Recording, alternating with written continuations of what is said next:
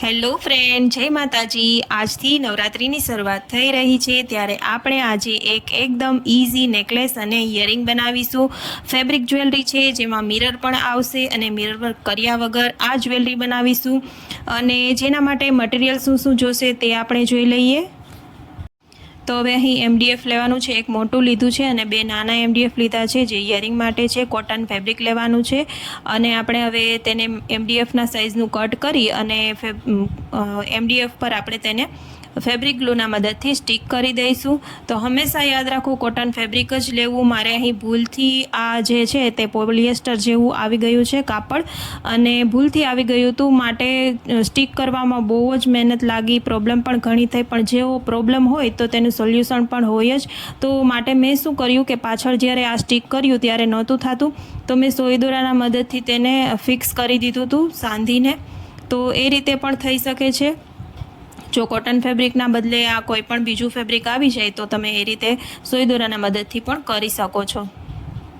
તો હવે અહીં સ્ટીક થઈ જાય અને સુકાઈ જાય ત્યારે સોય દોરાના મદદથી તેને ફિક્સ કરી દેવાનું છે એકદમ ટાઈટ।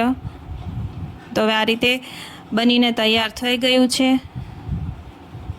તો ફ્રેન્ડ, એક નાનકડી રિક્વેસ્ટ છે, જો હજુ સુધી તમે વિડીયોને લાઇક ન કર્યો હોય તો વિડીયોને લાઇક કરી દો, અને જો તમે મારી ચેનલ પર ન્યૂ છો તો ચેનલને સબસ્ક્રાઈબ કરી બેલ આઇકનને પ્રેસ કરો અને વિડીયોને તમારા ફ્રેન્ડ અને ફેમિલીમાં શેર કરજો। હવે અહીં સાથે જ હું ઇયરિંગ પણ બનાવી રહી છું।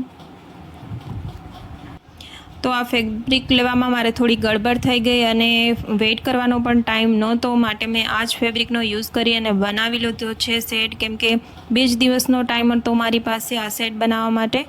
તો પણ આ ખૂબ જ સરસ બનીને તૈયાર થઈ ગયો છે, તો તમે જોઈ શકો છો વિડીયોમાં, અને વિડીયોને છેલ્લે સુધી જોજો। આ નેકલેસ કેવી રીતે બનાવવાનો છે, તો હવે સુકાઈને તૈયાર થઈ ગયું છે, માટે હવે આપણે ઉપર વર્ક કરવાનું સ્ટાર્ટ કરીશું। તો વચ્ચે છે તે મોટો મિરર આવશે, તો એક મોટો મિરર લઈ અને સ્ટીક કરી દીધો છે, અને તેના ફરતે કોટન થ્રેડ છે, ઓફ વ્હાઇટ કલરનો કોટન થ્રેડ છે તે મેં સ્ટીક કર્યો, અને તેની ફરતે આપણે ઝીણા ઝીણા મિરર છે તે સ્ટીક કરીશું।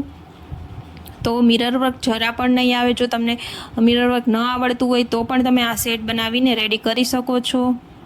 તો નવરાત્રિમાં ખૂબ જ સરસ લાગે છે આવા નેકલેસ, તો તમે પોતાના માટે પણ બનાવી શકો છો, અને જો તમે સેલ કરવા માંગતા હો તો સેલ પણ કરી શકો છો બનાવીને। તો આ થ્રેડ લગાવાઈ જાય ત્યારબાદ આપણે નાના નાના મિરર પણ સ્ટીક કરી દઈશું, અને ફરતે છે ત્યાં ઓક્સિડાઇઝની ઘૂઘરી આવશે, તો એ ઘૂઘરી પણ સોય દોરાના મદદથી આપણે ટાંકી લેવાની છે। તો આખો સેટ બનીને રેડી થઈ જાય ત્યાં સુધી તમે વિડીયોમાં મારી સાથે રહો, અને જો તમને ન આવડે તો તમે જોઈ અને શીખી અને આવો સેટ તમે બનાવી શકો છો।